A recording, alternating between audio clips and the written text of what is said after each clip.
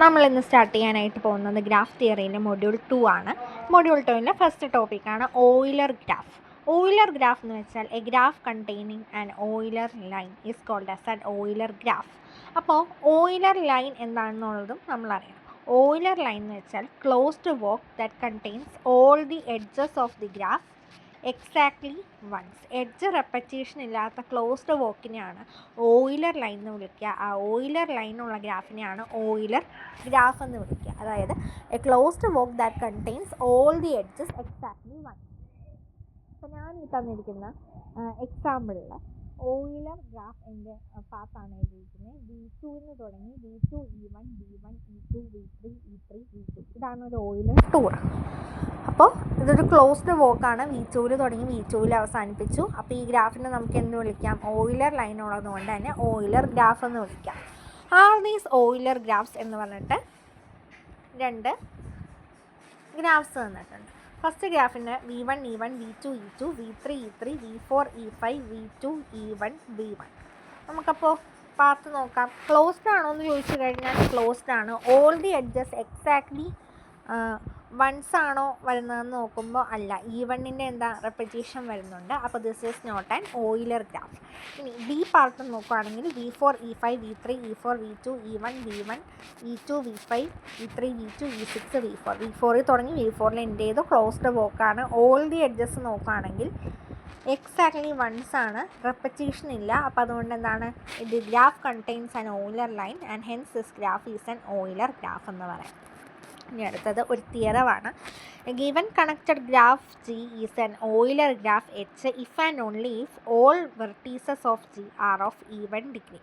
ഒരു connected graph Euler graph ആവുന്നത് എല്ലാ വെർട്ടീസസിനും ഈവൻ ഡിഗ്രി വരുമ്പോഴാണെന്നാണ്. അപ്പോൾ ഇത് നമ്മൾ പ്രൂവ് ചെയ്യണം. ഞാൻ പറഞ്ഞിട്ടുണ്ട് ഇഫ് ആൻഡ് ഓൺലി ഇഫ് വരുന്ന കേസസിൽ നമ്മൾ രണ്ട് രീതിയിലും പ്രൂവ് ചെയ്യണം, അസ്യൂം ചെയ്തിട്ട്. First we can assume that G is an Euler graph ആണെന്ന് അസ്യൂം ചെയ്യാം. അപ്പോൾ ഓയിലർ ഗ്രാഫ് ആണെങ്കിൽ അതിനെന്തുണ്ടാവും? ഓയിലർ ലൈൻ ഉണ്ടാവും. ഓയിലർ ലൈൻ ഉണ്ടാവും എന്ന് വെച്ചാൽ അതൊരു ക്ലോസ്ഡ് വോക്കായിരിക്കും.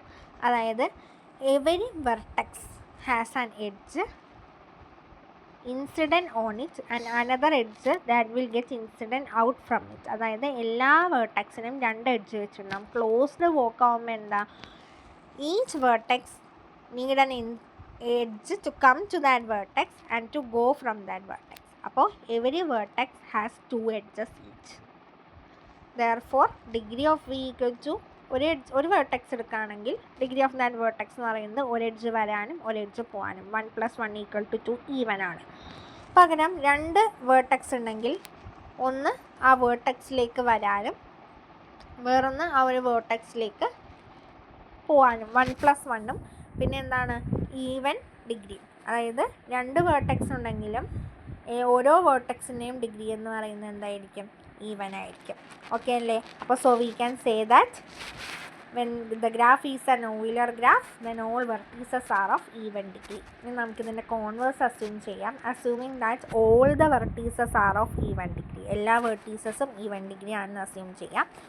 എല്ലാ വെർട്ടീസസും ഈവൻ ഡിഗ്രി ആണെന്നുണ്ടെങ്കിൽ നമ്മളിപ്പോൾ അതിൽ നിന്ന് കുറച്ച് സം ഓഫ് ദ എഡ്ജസ് മാത്രം ആ ഗ്രാഫിൽ നിന്ന് എടുത്ത് നമ്മളൊരു വോക്ക് കൺസ്ട്രക്റ്റ് ചെയ്യാണ്. ഓൺലി വൺ സൈഡിൽ ഒരു ക്ലോസ്ഡ് അല്ലെങ്കിൽ ഒരു വോക്ക് നമ്മൾ കൺസ്ട്രക്റ്റ് ചെയ്യാണ്.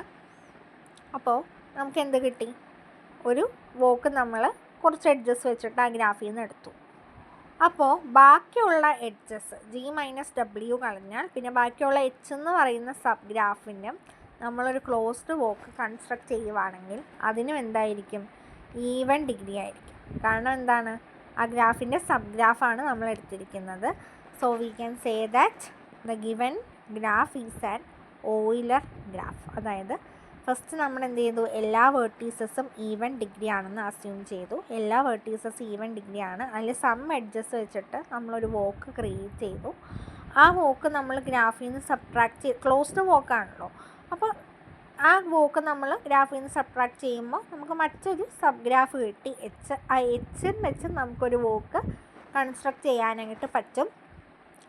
എല്ലാ വേർട്ടീസസും ഈവൻ ഡിഗ്രി ആയതുകൊണ്ട് തന്നെ അതിൻ്റെ സബ് ഗ്രാഫിൻ്റെ എല്ലാ വേർട്ടീസസും എന്തായിരിക്കും, ഈവൻ ഡിഗ്രി ആയിരിക്കും. നമുക്ക് അതിൽ നിന്നൊരു ക്ലോസ്ഡ് വോക്ക് കൺസ്ട്രക്ട് ചെയ്യാൻ പറ്റും എന്ന് വെച്ചാൽ എന്താണ്, അതിൽ നിന്ന് ഒരു ഓയിലർ ലൈൻ ഫോം ചെയ്യാനായിട്ട് പറ്റും.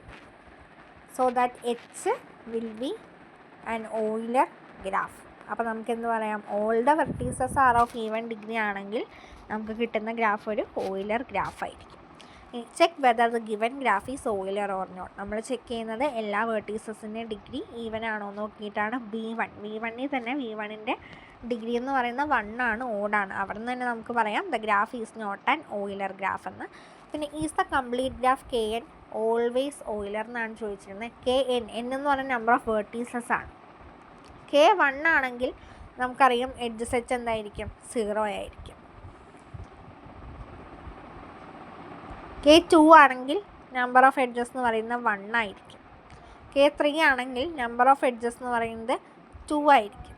അതായത് എല്ലാ വെർട്ടക്സിൻ്റെയും ഡിഗ്രി എന്തായിരിക്കും, N-1 ആയിരിക്കും.